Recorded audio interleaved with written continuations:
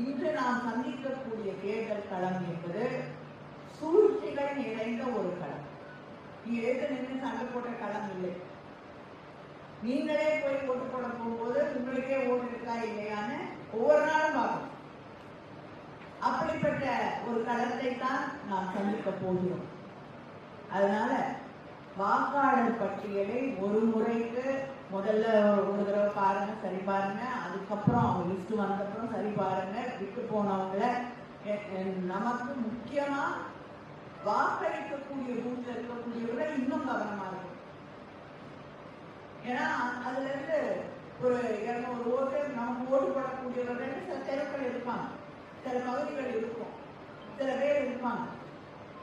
அந்த வாக்குகளை பல இடங்கள்ல கொஞ்சம் கொஞ்சமா எடுத்தாலே அவங்க நினைத்ததை சாதித்து விடலாம் என்ற ஒரு நிலை உருவாக்கி விடலாம். அதனால நாம் மிக மிக மிக கவனமாக வாக்காளர் பட்டியல், நம்முடைய முதலமைச்சர் அவர்கள் சொன்னது போல வாக்காளர் பட்டியலை நம்முடைய முதல் கடமையாக நாம் சரி செய்ய வேண்டும்.